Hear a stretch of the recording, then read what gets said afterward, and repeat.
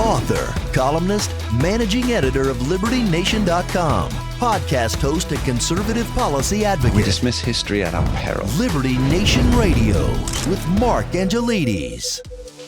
Hello and welcome to Liberty Nation Radio, heard coast to coast on the Radio America Network from our flagship station in the nation's capital, WWRC in Washington, D.C. I'm your host, Mark Angelides. On today's show, we are digging deep into tariffs. What is Trump doing? How is the world reacting? And all of the fascinating bits that you might have missed. Remember, Liberty Nation Radio is proudly sponsored by LibertyNation.com, where you can access podcasts, breaking news analysis, and a range of biting and brilliant shows to whet your appetite for freedom and your fondness for the great American Constitution. And you're on Liberty Nation Radio. I'm your host, Mark Angelides, and we're joined by Liberty Nation's economics editor and guru, Mr. Andrew Moran. Thanks for coming in, Andrew. Thank you for having me. We have a new tariff in town. We have a new tariff in town. So this show will likely be filled with tariff puns if we can't avoid it. I can always edit them out if I don't like them. But Andrew, thanks for being here. It really is. Tariffs are the news sweeping the world. It is the fourth estate gluttony to talk about the tariffs. And it seems to me that there's a lot of noise and very little content coming out with all of this coverage, especially on the cable shows and the news networks. And they talk about specific incidents, things that are happening with the tariffs, but they don't talk about the driving forces of the tariffs, the purpose of the tariffs. They do obviously talk about the potential disasters at the end of the tariffs, but just to lay cards on the table, and Andrew knows this, but my position on tariffs is that free trade is number one. That's what everybody should be aiming for, is free trade, no barriers at all. But my second best option is tariffs. Andrew, tell me why I'm wrong, and then we'll delve into the details. Okay, all right. So I'm just going to provide my opinion on this. Sure, and then sure. Please go back to objective analysis so we don't perturb some of our viewers. So, okay, so to answer your question, I'll quote Milton Friedman and other economists of his kind, so that if you're on a boat and with two other people and they both shoot a hole in the boat, are you going to start shooting holes in the boat too? No, you're not going to do that. That's not going to happen. If you oppose tariffs and you're a leader of the free world and you're the world's largest economy, why would you follow the same trade policies as Vietnam, Cambodia, Laos, Zimbabwe, all these other countries?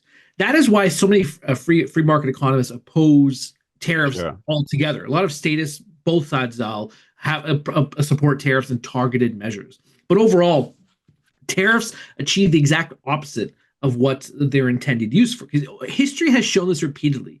No matter what tariffs you're doing, it doesn't accomplish anything. It doesn't achieve greater economic growth. It may protect some jobs. It may shield some industries from foreign threats. But on the overall, the net aggregate effect, it's mostly negative. I completely agree with you, as it happens, considering my position. But I think what we're skirting around here, maybe not purposely, is that the purpose of the tariffs is not necessarily to drive more income for the government coffers. That's not the purpose here. The purpose, as far as I can see, is to force other countries to get rid of their tariffs. Because at present, it seems like, I looked at that chart that Donald Trump had, that, I've got a young'un who likes crayons too. But I looked at that chart and it was much better than my young'un's crayon. But what you see is he puts the tariff rate on, then he puts the rate that the third party country is charging in tariffs. And it's basically half the rate from most of them. And so when you use the Milton Friedman analogy about somebody shooting a hole in the boat, you don't jump in and join them. The people are already shooting a hole in the boat. And so Trump's saying, in my opinion, he's saying, I'm going to make this, you realize this is a bad idea, and I'm going to take the whole boat away and then see where you are. And I think the goal of this is to stop people applying tariffs to U.S. goods. Okay, all right. So I have to unpack a few things there. So, okay, so first, when it comes to, what was the first thing you said? I just had it in my head. In your if you can't remember, it couldn't have been that good a point. No, it was a good point. The tariff revenue. Okay, all right. Yeah. Well, actually, no. The government says, the administration officials say this is also about tariff revenue. Howard Lutnick Scott Bessent, Donald Trump himself, they all said that this will raise. Peter Navarro, let's use him as a good example. He was on Fox News a couple weeks ago, and he says this is going to raise about $6 trillion over a 10-year period. So yes, it is about tariff revenue. However, I'm going to say Scott Bessent, he was on CNN soon after the Trump announcement, and he said that he compared it to a shrinking ice cube, where at first, yes, it's going to be about tariff revenue, then it's about balancing out where you generate more domestic income that will contribute to the same amount as of tariff revenue for the federal government. Now, to your second point, it's not all of just about tariffs. There was, before Trump's announcement, there was a press call with White House officials, and I won't say their names, but they were talking about the premise behind these tariffs. And there was an interesting point that one official made. And he said that this is not a negotiation. It doesn't matter. There's no negotiation, because it's not just tariffs. It's about all the other, quote unquote, what they call non-monetary trade barriers. So if there was a recent report that came out just before the Liberation Day event, and it was the National Estimate Trade Report from the U.S. Trade Representative's Office. And they provided a comprehensive list of what other countries are doing that go beyond just tariffs. So, the currency manipulation, one of them. Industrial subsidies is another. Import quotas.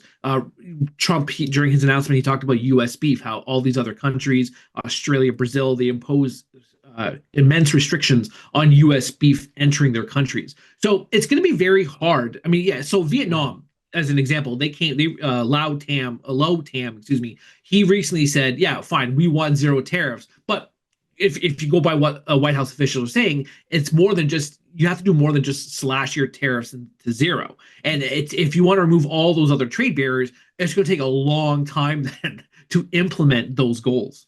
Yeah, absolutely. But I come back to the same point here, that you start off, and if you're making money from the receipts, as it were, coming in, that's kind of a bonus on top of forcing the hand of the governments. And I think we've seen quite a bit of that with, I was reading that, I read and saw on the about the Sunday shows, where they said we've spoken with over 50 countries who are looking for an inroad here. And that does sound very much like, to me, like the start of a negotiation. I can see you biting your lips here thinking, this is the tariffs aren't there. Now we're going to put Andrew on hold for just a moment, and we're going to come back discussing what other countries are doing in retaliation, or perhaps in the spirit of generosity, after this short break. Don't go anywhere.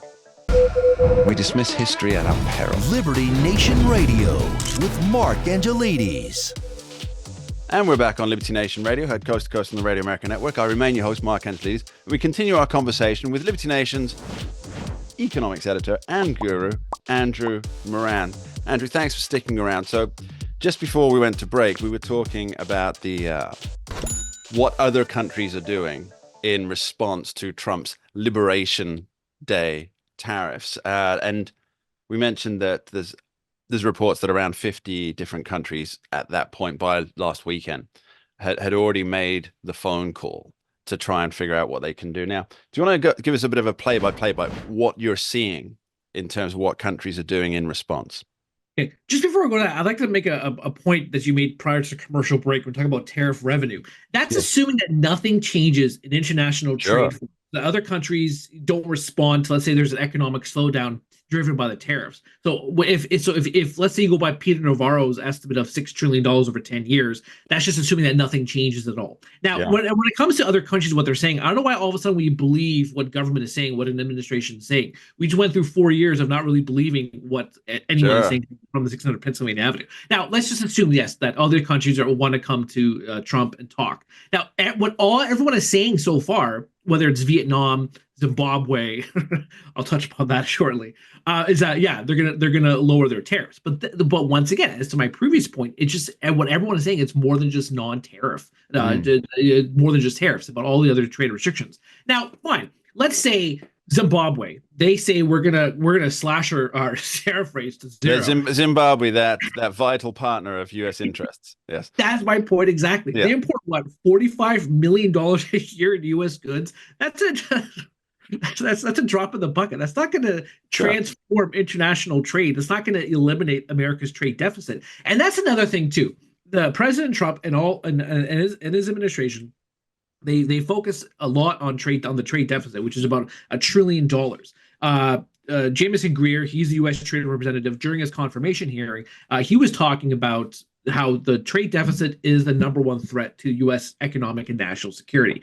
Now, fine, you target that $1 trillion, but then you're eliminating about $10 trillion in value, considering what happened in the financial markets over the past week.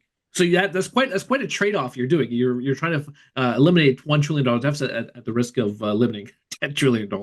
Who was it who said is recent? Somebody said the stock market is a long-term Yes, investment. yeah. Treasury Secretary Scott Bessent, he was saying Right. he was paraphrasing Warren Buffett, who said that in the short term the markets are a voting machine, and in the long term it's an indicator of the economy. Yeah, I think that's quite an interesting thought about it, because what we're seeing some massive drops, some bounce back, some might say dead cat bounces, but we're seeing this volatility. But overall, things are still trending upwards, because that's what the stock market essentially does. I can't see it dropping to, let's say, that those days of old black and white when dinosaurs roamed the earth of 2020, when when the stock market was where it was, and now we're talking, we have people saying that it's another. Well, actually, I probably shouldn't quote this particular person saying there's another Black Monday coming, because that was Jim Cramer.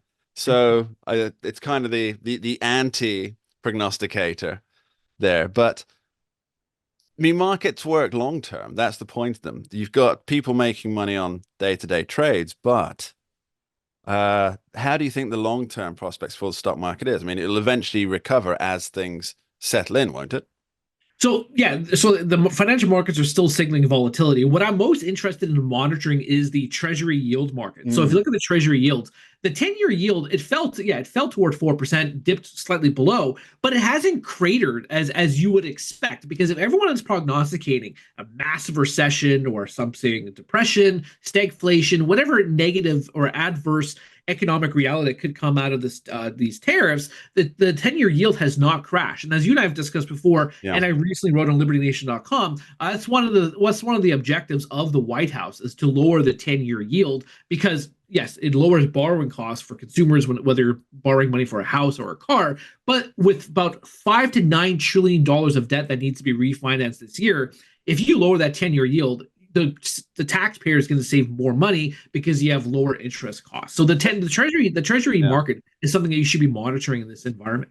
Yeah, it's proving surprisingly resilient at the moment, and that is actually something I want to get into, because it's 2025, so there's $9.5 trillion of US debt that needs refinancing as soon as possible. Now, under the and I think we should probably break this down, just because not everybody's dialed entirely into this, but if the 10-year Treasury yields go down, there's a good chance that the Fed will follow with a rate cut. If there's a rate cut, that means that the US and consumers can borrow for much cheaper. Now that 9.5 trillion in US debt that needs refinancing, if the government can get that refinanced at as close to zero as possible, that's an automatic saving of, well, trillions of dollars, really, isn't it?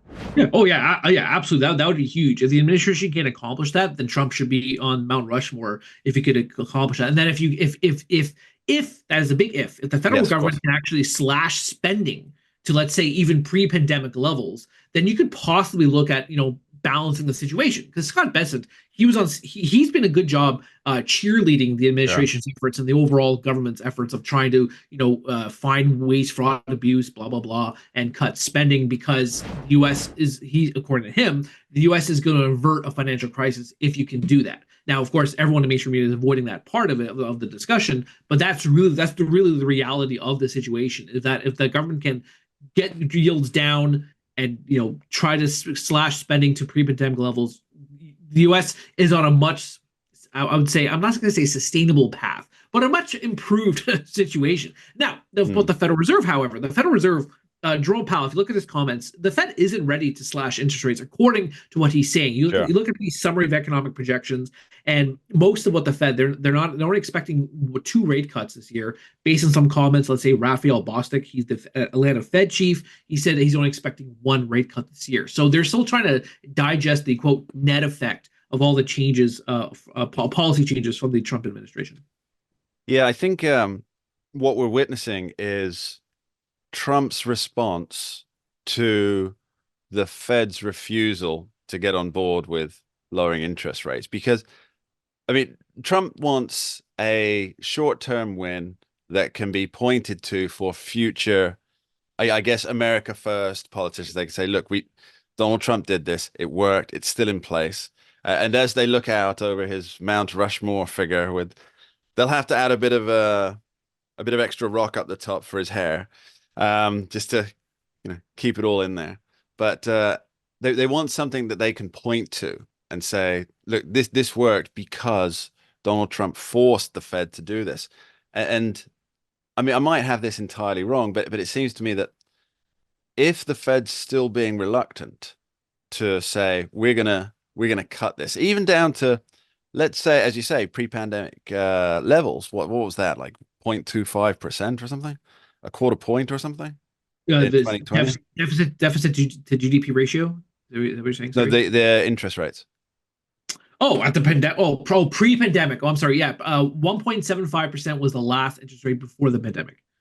So even if you can get down to that, that's it. I can't do the math in my head, but that's at least a couple of trillion savings long term off the debt. Okay. I'm wondering how many levers Donald Trump's going to use and what other levers he has in his toolkit to try and force that reality. Okay, so now the Federal Reserve, it's in a balancing act situation because Jerome Powell, he recently said that the tariffs could lead to persistent inflation. So, with one of the objectives of one of the dual mandates of the Fed is to have price stability. Now, if you're having persistent inflation, if I may point out, Andrew, the last 4 years have proven it rather ineffective at that. Of what the Fed has been saying. Yeah. Price stability. Right. Yeah. Well, regardless of the horrible track record of the Fed, that's one of the mandates of the Fed. But at the same time, if you're having a slowdown from the tariffs, then the natural response based on the last 100 years is for the Federal Reserve to slash interest rates. So it's a real balancing act. And I can't say I hate myself for saying this, but you have to sympathize with the U.S. Central Bank because it's going to be hard to fire that trigger of whether you're going to have consistent policy restraint or easing policy, which could revive the inflation threat. Well, that's very quickly, before we move on to our next segment, Andrew, I do want to 30 seconds touch on inflation. It seems that we'll delve into inflation a little bit deeper as we go on, but just inflation currently as it stands, it looks like it's at a fairly manageable level, doesn't it? The headline annual inflation rate based on the consumer price index is about 2.6%. 2.6%, which if that remains stable, should keep prices down, even though the tariffs will be putting up prices on other imported goods. Is that about right?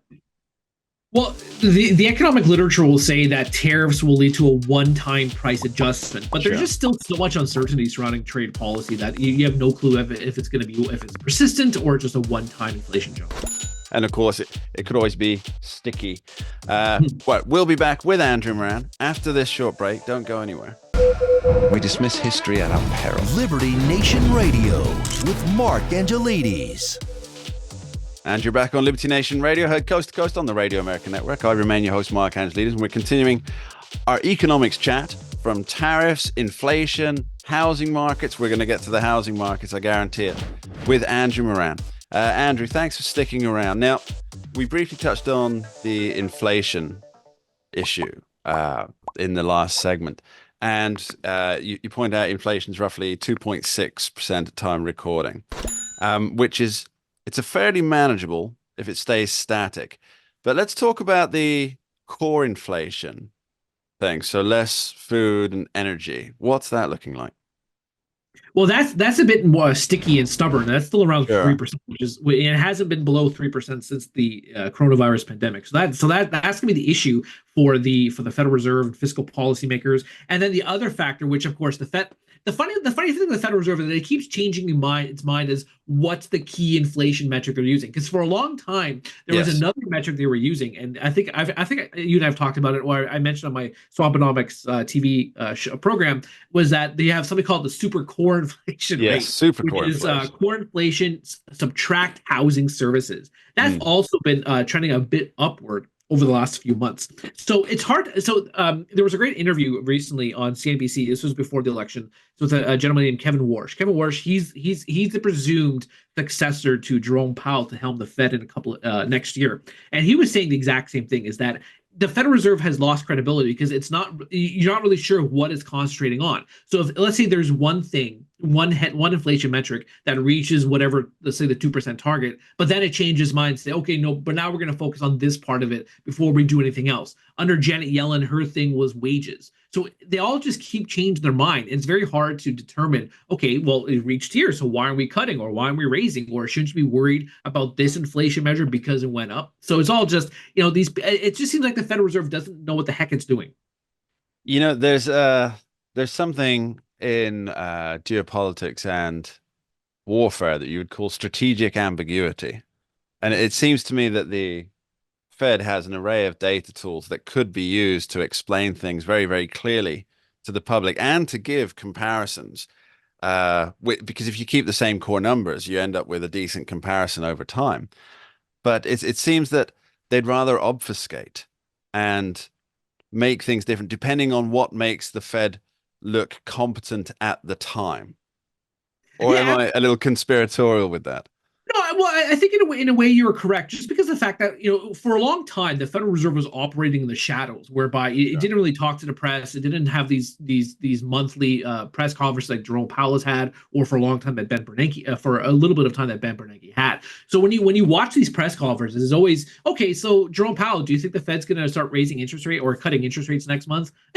I don't know. We haven't really focused on it. But then let's use this as an example. In December 2023, I think it was, up until that month, Jerome Powell would say, yeah, we're going to keep policy tight. We're not cutting at all. And then Joe Biden said, okay, now the Fed should be cutting interest rates. A week later, Jerome Powell says, I think now is a time to start considering cutting interest rates. But what happened in a 10-day span for the Federal Reserve to suddenly tergiversate and say, okay, now it's time to start easing policy? And so in the last meeting, Jerome Powell, he actually shifted his tone and said, okay, so we may start considering cutting interest rates at the next meeting or the June meeting. But for up until that moment, what was interesting is that he would constantly say, well, we haven't looked to the next meeting yet. What the heck? How could you make these statements in such a short amount of time? Why could you change it? Maybe I'm just focusing too much on it because I watch every single month, and I read the transcripts of previous meetings. Well, so everybody's got to get their kids to sleep somehow, Andrew. But it seems to me, and do correct me if you think I'm being unfair to Mr. Powell, it seems to me that he's playing politics. And if there's a president that he approves of, he will be more accommodating. As you pointed out, Joe Biden said it's time to cut, and then he turns around and says, yeah, it's time to cut. Whereas with Donald Trump says it's time to cut, and he goes, we're not cutting. And so then Trump launches this full-on trade war through the tariff tools, and he's trying to force Jerome Powell's hand. And Jerome Powell could have cut rates, because even if it was just a fraction, it would have given some positive indicators of where the country's going. But it seems to me that he's playing politics. Am I being unfair? Well, I've read this extensively over the years. The Federal Reserve maintains a vast history of playing politics. The Federal Reserve pretty much does whatever the White House wants. Let's use 2019 as an example. Right before the pandemic, Trump was saying constantly cut rates, and Jerome Powell what did he do? He fall through on this and cut interest rates 3 times when there's absolutely zero reason to do so. And what's interesting, why did he do that? According to his justification, if you read the transcripts for his post-meeting press conference at the time, he said because of what? Slowing trade flows. So if these tariffs ignite slowing trade flows, then of course, then the Federal Reserve, based on that justification, would have to start cutting interest rates. Now, at the same time, you have to give them some, you have to give them some leeway, because now you have elevated inflation risks as for the last couple of years. So of course you can't just easily cut the interest rates, but you just have to look at everything in the context and see how the Federal Reserve is just all over the map. Let's carry on with the why it's important, why it seems important that interest rates come down, because obviously we discussed this in the earlier segment, that once there's I'll just reiterate for those who didn't catch the first part, is that there's $9.5 trillion of US debt that needs refinancing. And if that can be refinanced at as close as possible to zero, it will save trillions of dollars for the economy and be a major boon. But the other thing is, it actually impacts day-to-day average Americans in such a fundamental way that I don't think it can be I don't think it can be overstated how important it would be for Americans. Now, I'm just going to do a little tick off list here. Massive credit card debt across America. Buying houses is next to impossible for most people. Getting basic loans is, I mean, you can get them, but you're going to be paying them off for the rest of your life. You know, your grandkids are going to be paying those off, much like the US debt. But if there's a cut in interest rates, all three of these things, at the very least, get some easing and accessibility. Do I have that about right? Come on, educate me, Andrew. For those of you listening on radio, Andrew did this big sigh, this big eye roll, and took a deep breath to start educating me on what Milton Friedman or Ludwig von Mises might have said about such things. Okay. So yes, the Federal Reserve, it does directly influence short-term interest. So the federal funds rate impacts, let's say, the credit card interest rates. The Federal Reserve indirectly influences, let's say, mortgage, because you and I have discussed the mortgage rates. They tend to track the 10-year Treasury yield. Auto loans, they tend to track the 5-year Treasury yield. So yes, on the short term, it would be beneficial to people in credit card debt to have lower interest rates. But if you have 0% interest rates, that's going to fuel more debt. That doesn't benefit anyone in the long run. If more people are taking on debt because interest rates are zero, then that's not going to solve long-term economic issues for the country. Just like the federal government. Yes, it's great. You slash interest rates to have lower debt servicing costs, but that's just still going to fuel the government to spend. That's going to give them credence to spend more money as they wish. Another thing too, if you slash interest rates, you do revive the long-term inflation risk, because what happens is when you cut interest rates, as you saw during the coronavirus pandemic, you add to the money supply. It grows. Why do you think the money supply has been growing since the Federal Reserve slashed interest rates in September? So because when you slash interest rates, you increase money supply. So that erodes the purchasing power of the American people. So once again, it's a balancing act between, do you want a threaten the long-term prosperity of the country, or do you want a quick fix of zero interest rates? I think it comes down to, there's only one side of this equation that has the duty to be fiscally responsible. So if an individual has credit card debt, and then there's an easing of rates, they can either pay off that debt or they can borrow more. That's up to them, right? That's their decision, because they're not really affecting anybody outside of their immediate family. Whereas the government has a responsibility to, let's call it's shareholders, right? The shareholders of the United States, and they have a responsibility to, when the money's cheap, pay down. They have that responsibility. They don't use it, as we're all aware, which is why there's 30-odd trillion in debt. They don't use that. But it's currently, under the current administration, and it might work, it might not, but there's this massive push for reining in government spending.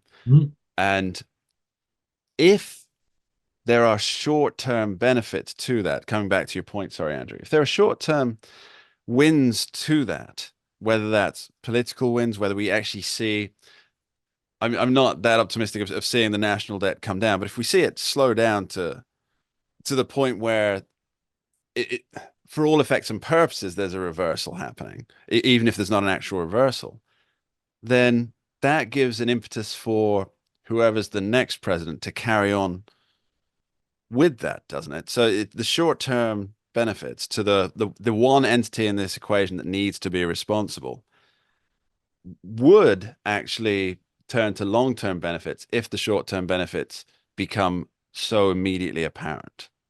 But that assumes you have optimism for the next administration to carry on. Sure. Trend. Everything's political. Yes, you might get some random socialist from California. I'm not naming names. Who comes in and decides, hey, this money's cheap. It's about time we paid reparations. Exactly. That's an excellent point. So so a few things here. So so one measure you should be watching is the deficit of GDP. So the ratio of deficit to GDP. That's about 7%. That's never happened outside of a pandemic, outside of a financial crisis or a war. If you lower that, and Scott Bessent, he has his 3 arrows growth plan, and one of them is to lower that ratio to 3%, which is quite interesting. But for a lot of during the campaign trail, a lot of the Trump surrogates, they would say about growing the economy, and this is the last time the United States has the opportunity to expand the economy to get itself out of the national debt. As we've seen time and time again, yeah, you can grow the economy, but it's not going to rein in the government spending or balance the books or cut down the national debt, and that's going to be the issue. As you and I have discussed before, 2/3 of the federal spending is all on the mandatory side. Yeah. Social Security, Medicare, and Medicaid. Now, Trump, all the other administration officials, they say they're not going to touch that except for the waste, fraud, and abuse. Now, how much that accounts for Social Security spending is probably, in my guess, very minuscule. So the Congressional Budget Office, which its track record is questionable, considering I shouldn't really say questionable, but the way it scores things is the concern. Let's say it's as reliable as Jerome Powell at the Fed. Well, its numbers are pretty good. You look at its long-term projections, and you see how there's such steady increases on the mandatory sides. That's going to increase. That's going to increase about 70% of federal spending. A lot of this is happening. Why? Population is declining. People are getting older. There are fewer people in the workforce, so it's going to be very hard to pay to sustain the program and ensure everyone keeps their benefits and nothing gets cut or nothing gets eliminated. And that's going to be the challenge, because as you see now, even just talking about the very things that DOGE has proposed, stop paying checks to 120-year-olds. That causes so much chaos in Washington and national protests, and one side of the aisle is just complaining all the time. So it's quite a challenge. And from reports I've read, Trump has said, I don't care. I'm just going to do what I do because it's his last term in office. So kudos to him if he's willing to take a chainsaw to the budget. Let's talk about that chainsaw after this short break. Don't go anywhere.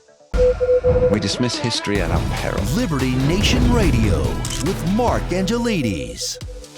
Andrew back on Liberty Nation Radio. I'm still Mark Angelides, and we're still talking with Andrew Moran about all the economics, the tariffs, the taxes, and everything in between of the U.S. economy. Now, Andrew, afuera, we talked briefly about Donald Trump saying he doesn't care, or words to that effect, about what's happening because he's got one term left. Well, he's got 3.5 years left.